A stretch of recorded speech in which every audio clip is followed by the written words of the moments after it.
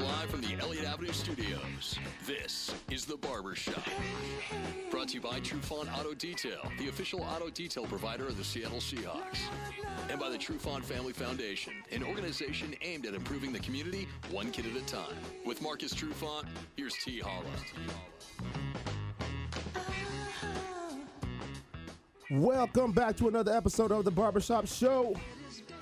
My name is Terry Holloman, a.k.a. T. Holla. And yes, it's Marcus Trufant. What's up? What's up? We got a jam-packed show brought to you tonight by Home Trust Financial, located in Kirkland, Washington, an equal housing lender. Yeah, what's going on? It's brought to you by Rich Hunt from Home Trust Financial. They're creating clients for life through education and trust. Located in Kirkland, Washington. Hit them up.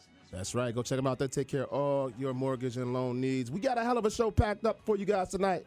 We're going to be talking Seahawks, the Washington Huskies, and their dreadful performance this past Saturday.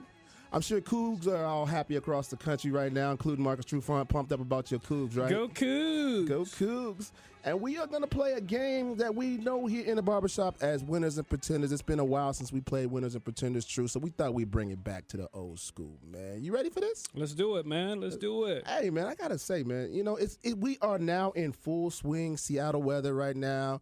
It's doom and gloom outside, rainy and dark at like 3 o'clock in the afternoon, man. So I think, I don't know, man. I don't know if I need a vacation already or if I just need some vitamin D or what the hell is going on with me, True. I'm not feeling it right now. I would say it's a combo, T. I woke up with a bad case of the Mondays this morning, man. I don't know if it was the weather.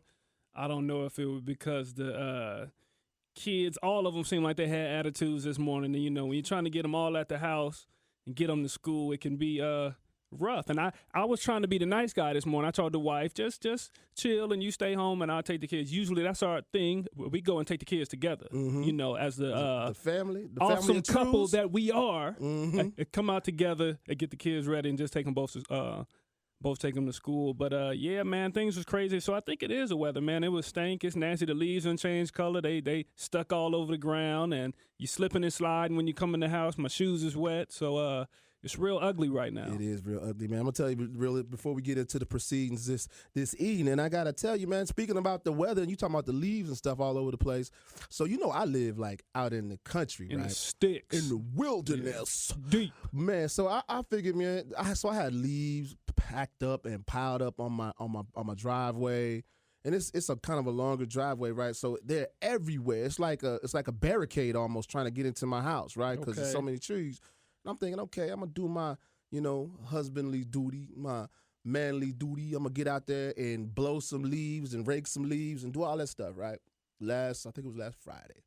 I spent like 4 hours and some change, right? Just blowing leaves and raking them, put them in the wheelbarrow, took them to the little compost pile and dumped them. Dude, I got back, literally, I went inside. I came back in 5 minutes. It was worse than it was before. There you go. It was worse than it was before, man. So I was just wasting my time. I wasted 4.5 hours. My back was hurting. I was tired. All for nothing. Oh, hell no. So, and plus, you know, the Seahawks lost this weekend. And the Huskies lost this weekend. Yikes. And so it's just been, like you said, a case of the Mondays, man. But we're going to get through it. We're going to make it through tonight with everything we have to talk about. It's going to be like a therapy session, True. Positive vibes, We're going to have positive vibes. But before we get to the positive vibes, I definitely want to talk to you about a story that popped up last week. Has to deal with the National Football League, an athlete, a player for the Cleveland Browns. His name is Myles Garrett. Now, this is a guy that plays defensive end out there in Cleveland. Actually, he was at a point, I think even still, tied for the lead in sacks. I think in the so. National Football League. So he's a big defensive lineman, but he had an eventuality take place. We're going to call it an eventuality. Right. You know what I'm saying? Take place about a week and then some change ago, where he was flagged down in traffic. Someone who was a quote unquote fan flagged him down and said, "Hey, I want to get a picture. And he's a good dude. He's a nice guy. He decided he was gonna pull over and let this dude take a picture. So he stops his car, rolls down his window. The guy walks up on Myles Garrett's car, takes the picture, and socks him dead in the face. Stoli. Hell no. Stole on him, man. So, here's where I want to go with this. So, Myles Garrett was kind enough to stop his car in traffic and allow a fan to take a picture with him. And the dude snuck him with one. So, Myles was just kind of there. So, basically, what he tweeted out after the whole event took place, obviously, Myles did not try to attack the guy. He did not try to chase him and catch him because the dude took off running, jumped in his car. So Myles tweeted out. He made light of the situation. Said maybe if the guy would have put his legs into it, he might have flinched. But he's making light of a really ugly situation. It could have been much uglier. So what do you think about situations like this? It's really kind of rampant these days, where people are they call it clout chasing. Right. And people are doing it for the clout or the gram or whatever. Doing it for the gram, doing it for likes, doing it for whatever you want to say it is, but it's really crazy, it's silly, it's foolish, and it's dangerous. You hear of old stories like a guy like my guy that played for the Redskins, and they came in his house, they robbed him. Sean Taylor. Yeah. Stories like that. That's this one is kind of jokey joke, but it stems along the same lines. A guy is targeted. Of course, he's a target. Everybody knows who he is. And you pull him over and you try to be that nice guy, that nice athlete. You try to be on the other side of the stereotype that all athletes are assholes, everybody's rich and a jerk and all this kind of stuff. And you try to be nice and you see what happens. So that's why I don't get offended or get upset when guys don't want to sign autographs, guys don't want to do things, because everybody's different. Everybody doesn't have that personality that they want to be out like that. And there's reasons for that. Some people are fearful. Some people just don't want to deal with the fans because you never really know. So Right. I think it's terrible, and I wish that he would have got out and got the guy. Yeah. So here's the thing, though. So I understand that side of the coin, too, because I've been there as well. Not to that extent, and I'll talk about that here in a second. But here's where the conundrum is.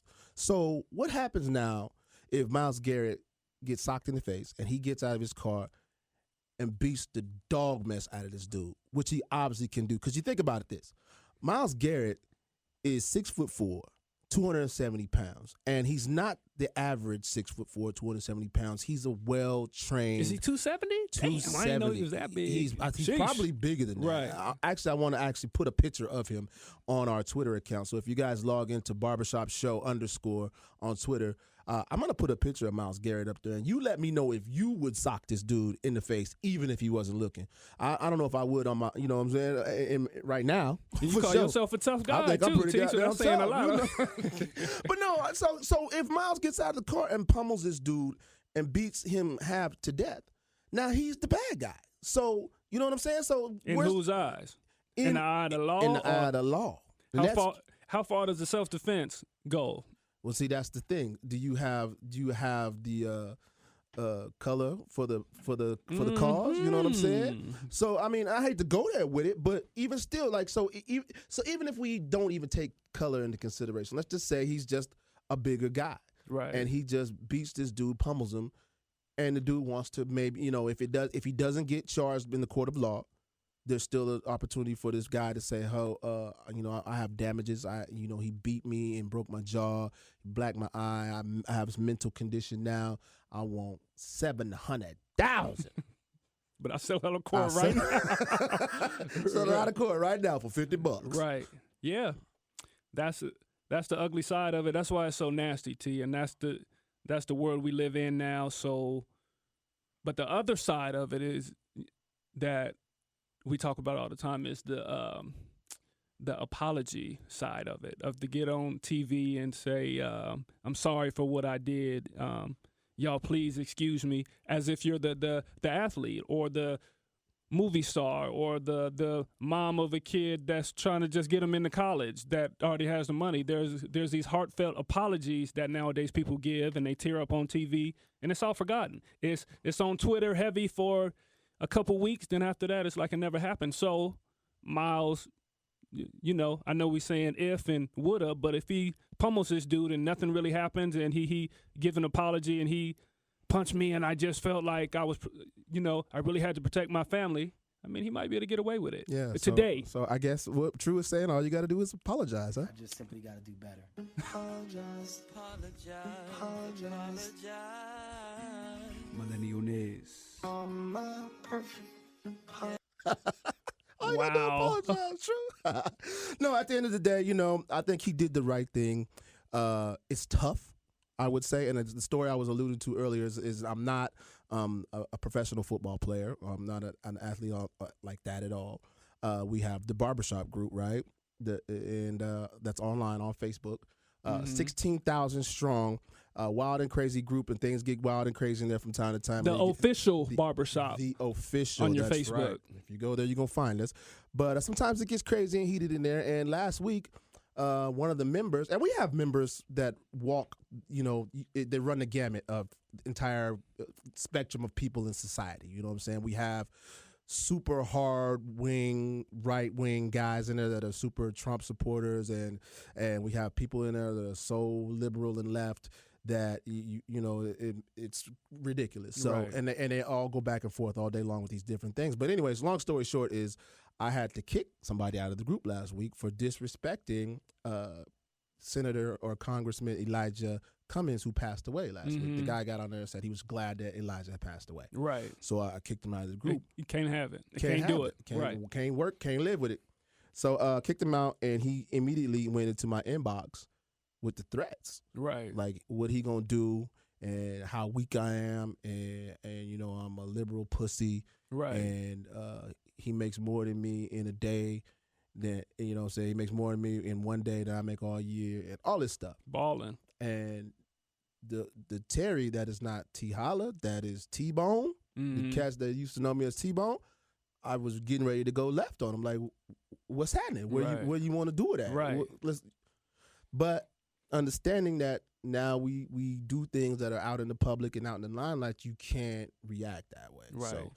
So yeah, I understand where he's from. He's coming from a certain degree. Ultimately, this guy that socked him was located, Richard Perez, out of Strongsville, Ohio. They tracked his car down. He was caught, so he's going to have to deal with the law now too. They found him. I didn't know that. I didn't know they found him. Okay, They caught him pretty quickly, and so he's going to have to deal with the law. So don't do dumb stuff out there, folks. It's not worth it. It's not worth the likes. It's not worth the clout. It's not going to get you any money. It's not going to help your career any at all. So you just I got one thing, T. Just one thing. It sickens me because it's. All that is true. It's not worth it. It's don't do it, kids. And if you want to grow up to be a big star, you can't have stuff like that on your record. But TV is promoting all of this foolishness all the time. And you talk about all these shows with the housewives and the love and hip hops and all that kind of stuff. All they promote is the foolishness, and I get it. They hustling, they doing their thing, and even like the old school stuff, like the Real World shows and all that. All you wanted to do was see people fight and go crazy and do all the foolishness. So it's promoted on one end, but it's not real life, and I think that's what the issue is. Yeah, we gonna try to change that thing back though. We want positivity, positive we want vibes, good things baby. happening. We want to keep y'all out of jail. You know what I'm saying? We want to keep you, more importantly, out of the hospital because you might run up on the wrong one of these times, man. Speaking on running up on the wrong one, True. These Seahawks ran up on the wrong one this weekend, man. They ran up on a buzzsaw in CenturyLink Stadium on CenturyLink Field, man. The Seahawks lost a tough game to Baltimore. The Ravens came to town, and they took the boys to the woodshed, 30-13. Yeah. And actually, you know what? And this is one thing I want to add to that: 30-13. But in my opinion, I think that score doesn't tell the whole story of the game. I actually think the game was played a lot closer than that. Like if you think about the entire 60 minutes of the game, okay, I would say 57 minutes of the game was probably played a lot closer than 30-13. And we'll talk about the reasons why I think that. But you got a chance to watch the game? Yeah, right? yeah. So I mean, there was a lot I want to pull out of this. The first thing I want to talk about is Russell Wilson.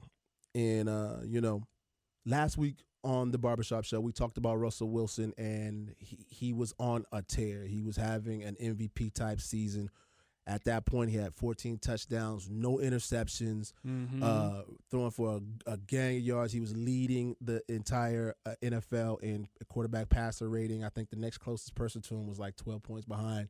And he's just been on a tear.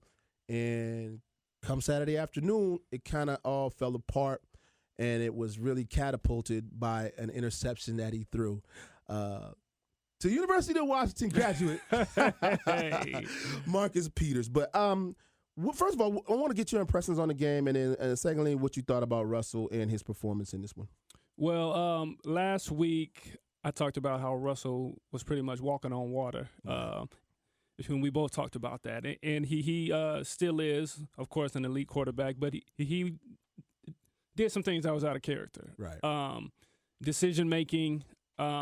Not being as quick with the decision-making, forcing things, doing different stuff like that. And situations where Russ is usually cool as a fan, and I don't know if he was trying to do too much or trying to really make it happen, but it just got away from him. But I will say, with all that happened, I looked up, and just like you said, T, for a long time, if the game was close, I think it stayed 13-13 for a long time. And it was like, I was like, okay, the Hawks is not playing very well, but they still got a chance. And that's kind of been what they've been doing. They don't play as well, but they keep it close, and then they find a way at the end to put it away, but they just couldn't do that. And I think the way the Ravens came into it, they looked very good from the very beginning from the offense. I think on the first drive, they came all the way down the field. Didn't get a touchdown, I don't think, but they kicked a field goal, but they looked very good. And I was like, oh, this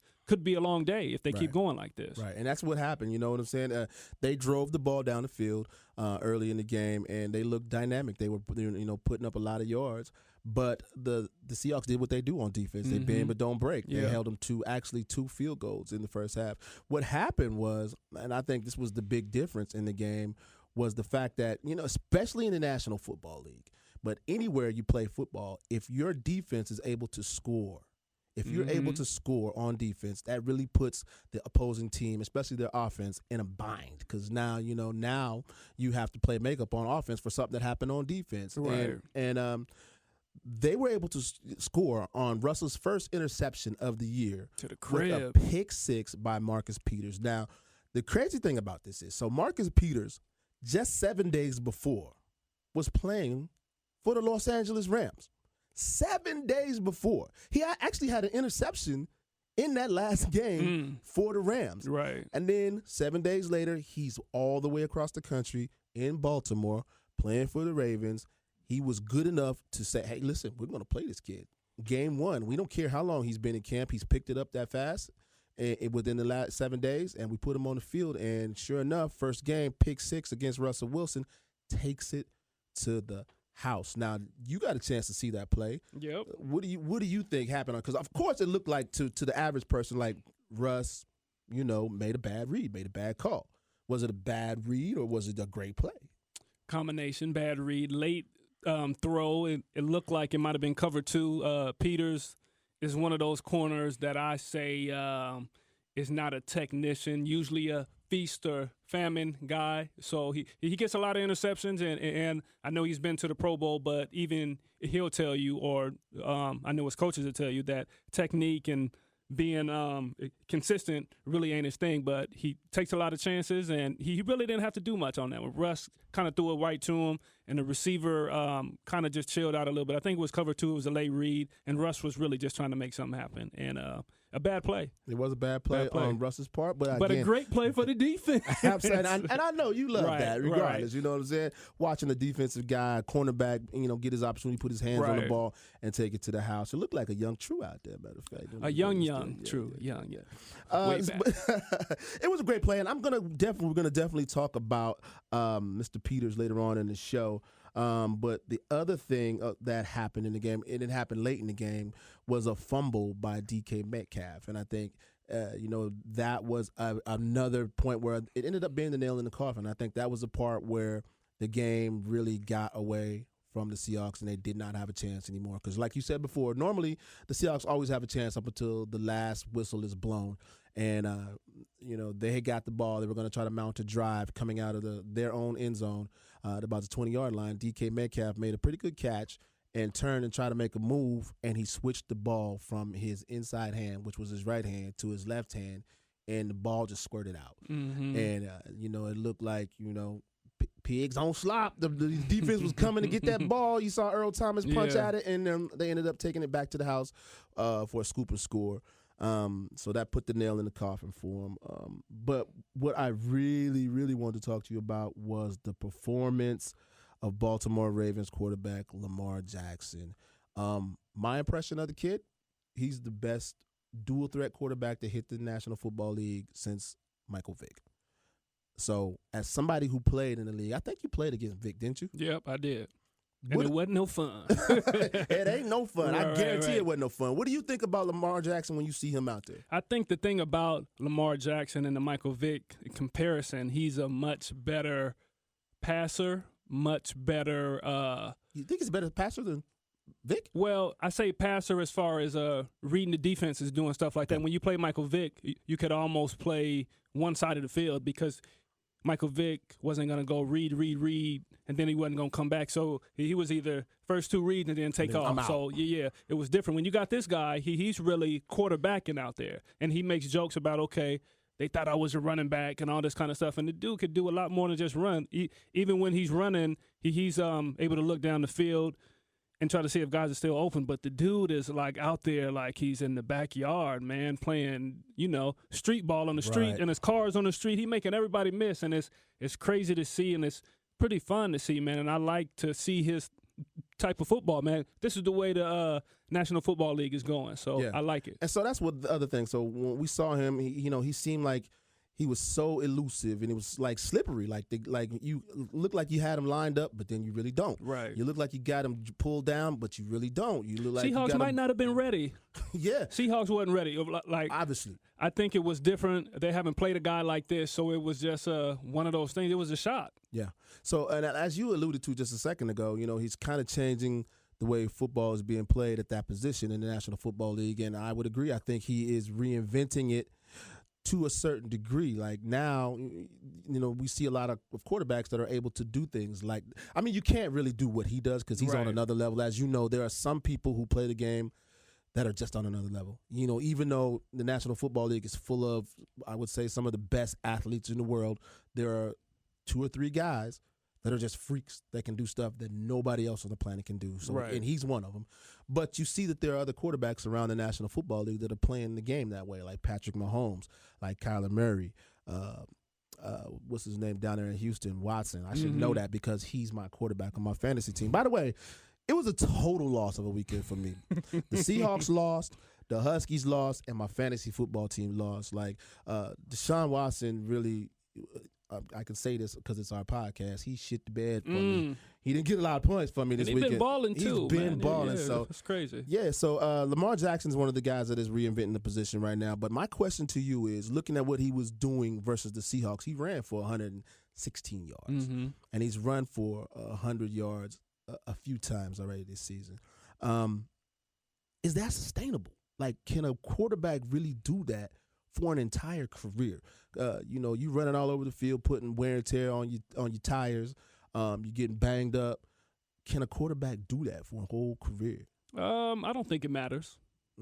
I don't think it matters if you're winning ball games, if you're doing your thing, and if I think as you get older, your game kind of changes. Anyway, you're not doing the same thing you was doing.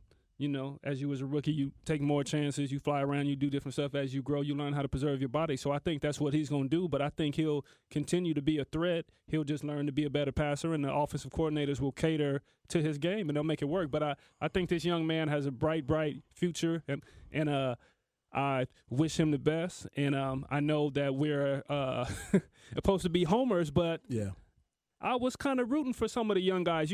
Earl Thomas is our guy, is my guy. And then you got a guy like Lamar Jackson that's out there doing his thing, man. It's hard not to root for him. Yeah, I agree with you. He's, it's always good when you see somebody that's that talented, even if they're on another team, just to watch that and experience that. Because, you only get so many opportunities to experience true greatness, like in anything. And when you watch somebody do that, you got to be like, hey, man, that dude is on top of his game. Got to right respect it. Got to respect it. You got to respect it. So the Hawks have Atlanta next week. It's their chance to bounce back. Right now, they're sitting at 5-2, number 2 in the conference.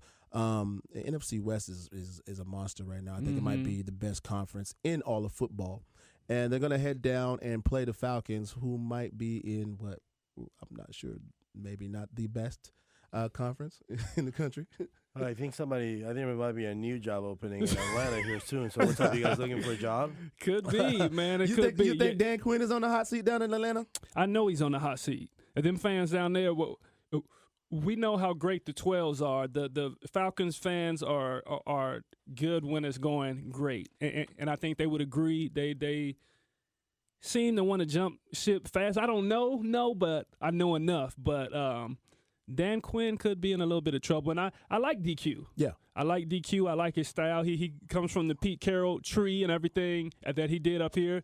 And he tried to bring a lot of that to Atlanta, but it's just not translating over there. And they got a ton of talent down there, so that's what's so crazy about it. So what do you think about the Seahawks' chances when they go down there right now? Again, Atlanta is struggling. For those of you who don't know, right now, what are they, 1-4 or 1-5 in Atlanta? Atlanta's only won one game. One game, yeah. They only won one game. 1-6, yeah, right. It must be good, though, to have that futility and still have a job, though, right? And, some people have a little leeway. Somebody get a little extra leash. Yeah, but why do certain people get extra? I mean, look at Dallas. I mean, I don't know. I'm sure maybe it's lineage. Like True said, he comes from a great coaching tree, and I'll just be flat out. The NFL is all about the old boy network, right? Right. It's all about who you know, who you've worked under, who you've worked with, and I think if you went through the whole coaching trees around the whole league, I bet you there's not 3 degrees. 2 degrees of separation from everybody that's in there. You know what I'm saying? Whether I played for this guy or I coached with this guy or I coached under that guy. And they just keep rotating in that circuit. It's crazy. So maybe that's why. That's a reminder. This show's brought to you by Home Trust Financial. Rich Hunt. He can get your loans right. That's right. Down there in Kirkland. Make sure you go see him, man. Make sure you go see him before you, True. Are you, matter of fact, let me just ask this straight out. What's up? I'm not going to ask you nothing about your home loan, though. But I am going to ask you: are you going to leave your home this week? I don't want to put that out there, but going down to Atlanta, you got the Seahawks playing. Of course, your brother Desmond Trufant is a member of the Atlanta Falcons, program down there. I know he's hurt right now. Yeah. He's dealing with something. I don't know if he's back yet or not, but that would be a good excuse to get to Atlanta. Yeah, man, I'm working on it now. I'm seeing if I can get the hall pass, but I don't know. So I'll see how it goes. I would love to get down there to be a nice game to go to. And the thing about the Falcons is that they have a ton of talent, but they're very inconsistent, and I think that's been their downfall. They're good for 10 plays, and then they're terrible for 10 to 15 plays. A whole bunch of other ones after that. That's what we're used to not seeing from the Seahawks, and that's what they showed a little bit last game was the inconsistencies and things they usually do great, as in ball security and making sure they don't give up those big plays on defense. They usually make sure they keep quarterbacks in check. Even if they can run around and do stuff, they find a way to ball up the quarterbacks, but they just left some things open, and that's what the Falcons expose themselves for big plays and different stuff. They don't play like terrible all the way through, but they give up these big giant plays that just make it look real nasty out there. So big plays, as you know, somebody who's been there, those things can be backbreakers and kill all the momentum and kill anything you have. So hopefully for the Seahawks fans and everybody that's out there listening and all the 12s, the Seahawks are able to bounce back and get a W, and hopefully for all the Trufant fans out there, rise up. Maybe they'll rise be able to do up. that. Speaking of rising up, man, this past weekend, as I said, has been kind of a downer, and my Dawgs did not rise up, man.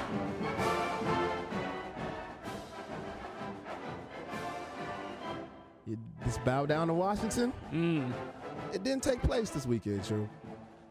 My Dawgs didn't play so well, and, I was pumped up all week. I thought they were going to have an opportunity to get some revenge, to exact some revenge on our heated rivals, the Oregon Ducks. They seemed like they were ready. The team had been getting better. They had come off a big win versus Arizona down in the desert, 51-20. it looked like things were rolling for the Dawgs, and they just got smushed. They just got let me put it like this: they didn't get smushed. It was just a disheartening loss because they played well enough to win this game for basically 3 quarters. It was a lot like the Seahawks game for me, True. Okay. What happened was, the Huskies had got up to a point where they were in the third quarter, and they were winning by 2 touchdowns. And, it was Husky Stadium. It was loud. It was raucous. And I thought, this would be a perfect opportunity for us to start righting this ship and beating Oregon once again. And Oregon got the ball, man, and just started driving it down the Dawgs' throat in the third and fourth quarter, and they could not stop them. And, the thing about Oregon is they have probably he will be a first-round draft pick in the upcoming NFL draft in Justin Herbert. And they didn't even have to really throw the ball a whole bunch. He was good on the day, but I think Huskies quarterback Jacob Eason was better. But it's just hard, True, to watch your team lose like that in a fashion when they could have won, especially when it's a rivalry, man. Right. So, well, those rivalry games is all about recruiting, T. It's all about recruiting. It's all about money. It's all about what you can say that next year and bragging rights, et cetera, et cetera. You get your donors and everybody gets excited. So, yeah, that's really what it's about, man. And me being a Coug and on the other side of the Apple Cup too many times or being on the wrong side of the Apple Cup, I know what that's like. So I feel for you, T. I usually don't really, shed tears for the purple when they go down. Yeah. But I feel for y'all, man. I feel for you. Yeah, it was a rough game, and like I said, they were up 2 scores, and it just kind of went sideways. And a lot of people out there have been asking questions about, play calling and stuff like that. That was, and that's been going on all season. Fans have been upset about some of the play calling, upset at some of the younger players that weren't getting an opportunity to play, and being conservative in situations. And some of the real overzealous fans out there are calling for coaches' heads, calling for them, to lose their job. So I don't know, Jose, you got an opinion on that situation? I just think UW is a respectable program that's on the rise, and it seems that though they're tripping on themselves in this big games. And it begs the question, did the loss of your offensive coordinator rattle, a couple of years ago when it went down to Cal, did it rattle the whole program to the point where, you guys don't have that it factor? Or is it a matter of recruiting and they're not getting the right people in there? Yeah. As somebody who's an alumni, I would say, and it's tough to call this out in public. And I usually don't like to call out people when it comes to their employment, you know what I'm saying, and way in which they feed their family. But at some point, I think you have to have tough conversations. I think you have to look in the mirror and say what is really going on here, especially if you are the guy in charge. You know what I'm saying? Something is obviously not working. We're bringing in great athletes. We're bringing in the guys that we think are OKGs, as Coach Peterson would say, our kind of guys. But at some point, we have to figure out, hey, is it an issue of we're not bringing in the right kind of guys? Is it an issue that we're not calling the right kind of plays in the right kind of situations? But there is a reason why a program like Washington, that it should be a perennial powerhouse, is not making its way back to the college football playoffs. And is it perhaps time to bring other kind of guys too? Other kind of guys? Not just our kind of guys, not other just kind our of guys? kind of guys. But, I mean, the reason why Washington was so successful, the reason why WSU was so successful in years past is because it was a blend of our kind of guys and guys who were out there who you had to keep a tighter leash on. Right. A few sketchy guys? Yeah, I mean, I wouldn't say sketchy. Yeah, no, it's okay. Yeah, absolutely. It is guys sketchy. that come from a colorful background. Yes. Right. Those people that get labeled, when recruiting comes around, they put the Jackson 5 tag next to them because you're going to have to deal with their family. But, I mean, True and Terry, you guys have both played for both programs, and you guys have had different teammates from different backgrounds, and then you can speak to the fact that the talent that is found in some of those inner city places where these kids understand that the only way they're going to get out of their situation is through this avenue. And our kind of guys, I just don't see it that way. I got to tell you this real quick since you spoke about that. I'm going to tell you this story real quick because I did speak about this last week on the Talking Husky show that I do every Friday night on Q13 here in Seattle. Shameless plug. Q13 Talking Huskies. And I talked about that this guy right here, also on my Sports Illustrated page. If you go on Sports Illustrated and look for the Washington Huskies tag, you'll find some stories from me that I'm doing there as well every single day of the week. But talking about sketchy guys, there was a guy on our team who used to have these speeches before every game to a little miniature keychain dog. Like, he would yell in his locker at this dog, like, these people trying to take everything from us. They trying to steal our goals. They trying to keep our mama in the projects. And he would literally talk to this dog, right? So then he would write on his wristbands, like on his tape. Right. So on one wrist, it would say 187. And for those that don't know what 187 is, it's the California Penal Code for murder. So he would write 187 on his left wrist. And on his right wrist, he would write mom. So with his left hand, he going to murder you. But with his right hand, he going to coddle and caress and care for his mother. So the best of both. Yeah, but he was one of the greatest athletes you ever see, man. I wouldn't want to cross him anywhere. That's So, my OKG right there, though. so yeah, it takes a little bit of both, right?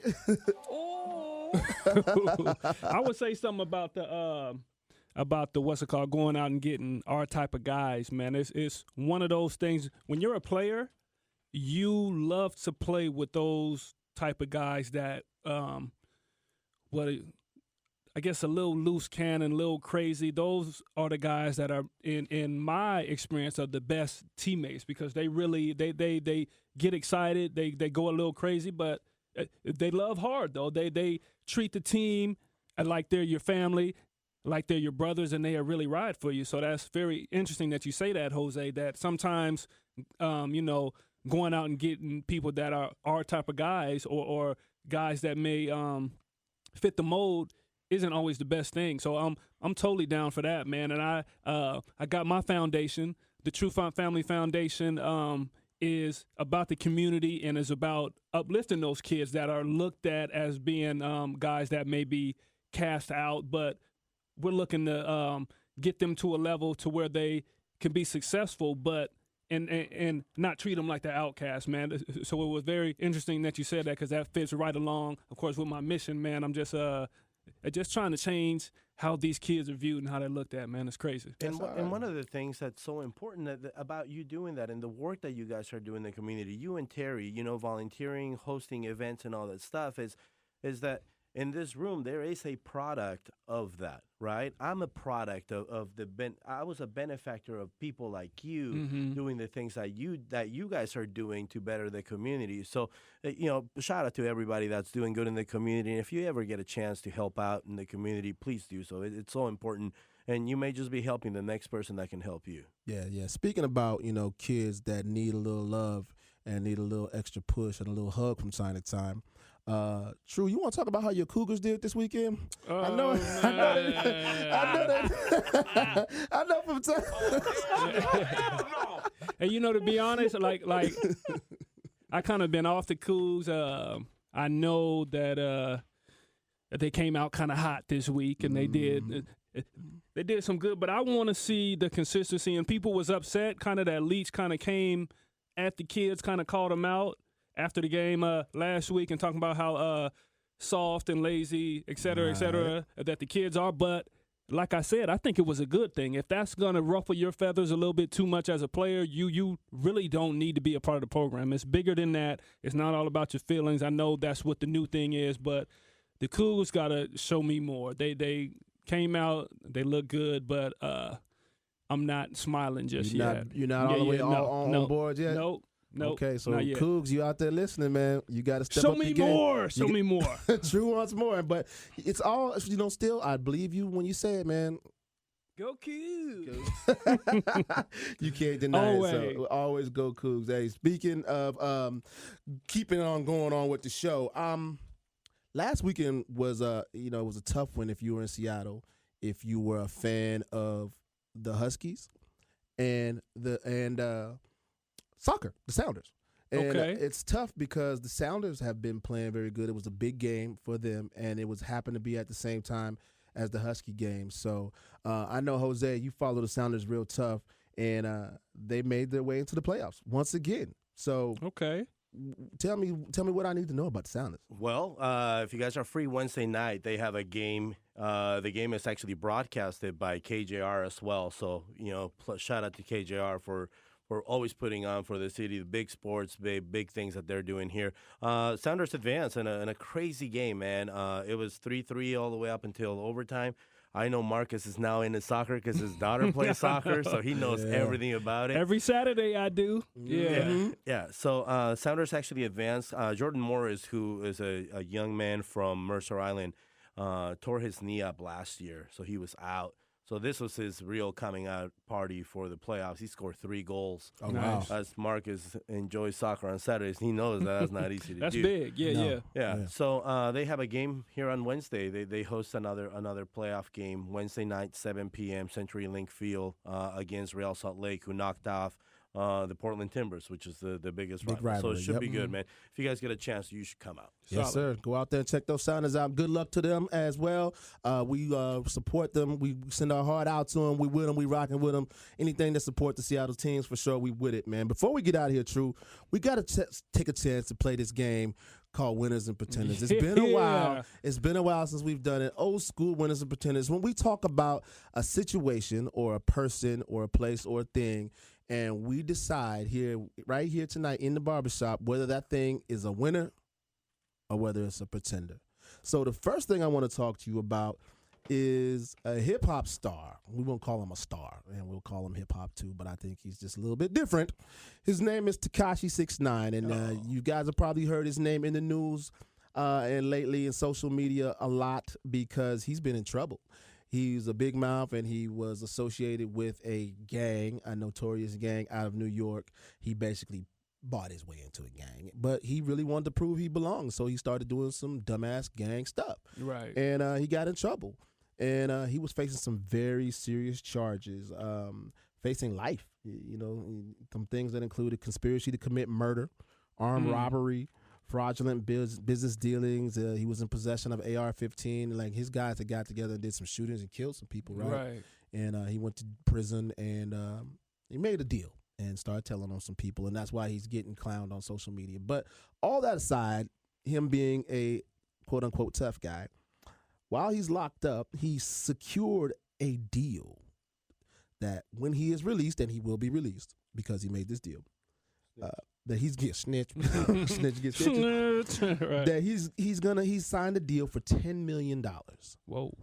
To record 2 albums once he gets out. Okay. One in English, one in Spanish. So Tekashi 6ix9ine and his record deal, is that a winner or a pretender?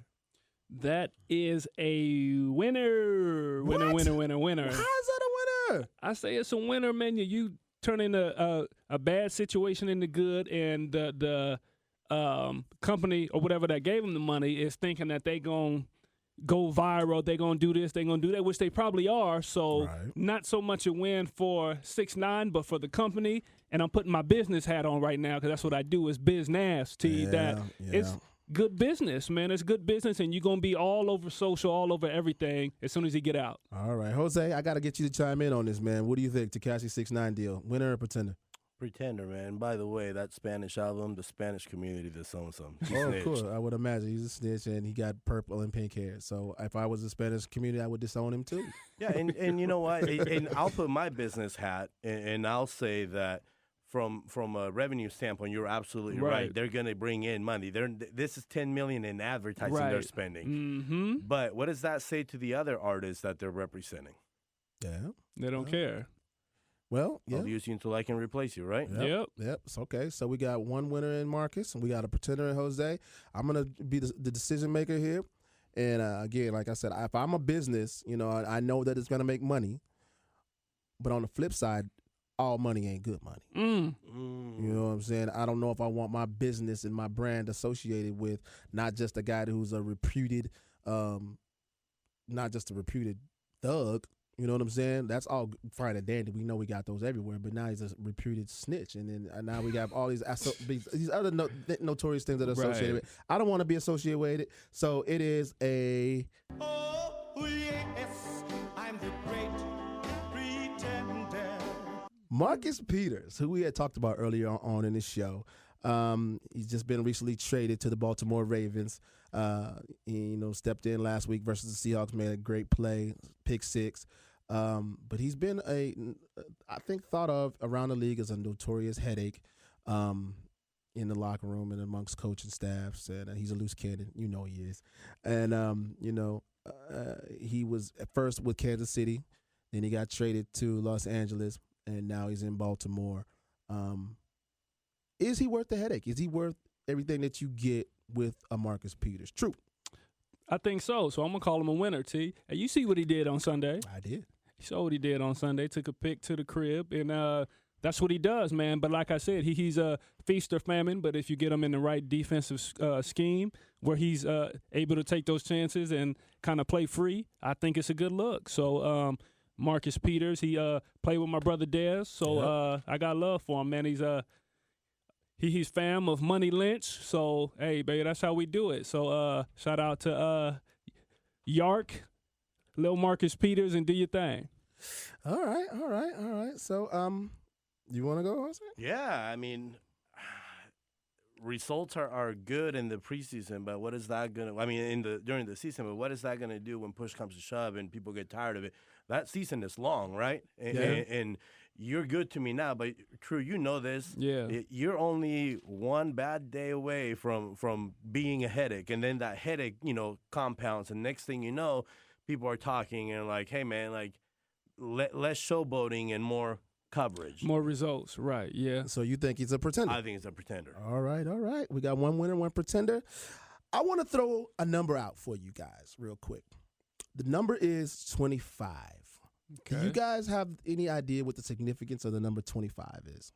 25 interceptions for Peters. Marcus Peters has 25 interceptions since he's been in the league, since 2015, which leads the National Football League. I'm going to throw another number at you real quick. The number 5. You know what the number 5 signifies? 5 times he's been suspended? Nope. Nope. I don't know how many times he's been suspended. There's probably, we can't even count that. We don't know what that deal is. But he's had 5 pick 6. 5 since he's been in the league. Leads the league. So I think, when you talk about feast or famine, True, okay, sometimes, it's sink or swim, right? Mm-hmm. And you can't scare money, don't make no money. Numbers don't lie. The numbers don't lie. I think that Marcus Peters is a winner. All I do is win, no matter what. Last thing I want to talk to you guys about is taking it to the movies. Coming to America Part 2 is finally coming to theaters near you. We've been waiting for this movie forever, allegedly. Now, Nick, you think about it. The barbershop show that we're doing right now is based loosely off a scene in the barber in Coming to America when all the black men were sitting around in the barbershop talking trash, having fun. That's what we do here in the barbershop, right? But it's a classic movie. So many quotes, so many lines, so many funny scenes, so many crazy characters that you'll never forget for the rest of your life. Should we be excited for Coming to America 2? Because there's been so many flops when you talk about sequels. You talk about movies like Big Mama's House 2. Come on, man. It almost ruined Big Mama House 1. Oh, you talk about Jaws 2, Godfather 3. These are just whack movies that kind of ruined it. So do we want Coming to America 2 like we want it? Is the idea of Coming to America 2 a winner or a pretender? It's exciting for me because I'm such a fan of the movie, such a fan of those characters, those people in that movie in general. I'm excited. I think it's going to be great. I hope it's great, but it's a winner all the way around for me. All right. Jose? Pretender, man. Hard out right away. Come on, dog. We already in America. Plus, think about this, man. With all this stuff going on right now, people being told to go back to their country. Do you really want to give people green light to say stuff like that? Maybe that. Ouch. I mean, hey, I'm just saying, right? Before you jump off that, maybe that's the thing that's gonna happen in the movie. So maybe they're gonna be coming to America, and Trump gonna be like, "Nah, y'all gotta take y'all black asses back. You ain't got no green card. Get your Prince Zamunda. You take your ass back to Zamunda." That might be it. So it's a pretender for you. I'm a hard out on that one, big dog. Okay, it was tough for me because like I said, it was a classic. I don't think you can improve on classics, but I'm gonna give him a shot because I'm just so excited to see what happened to Prince Hakeem from Zamunda.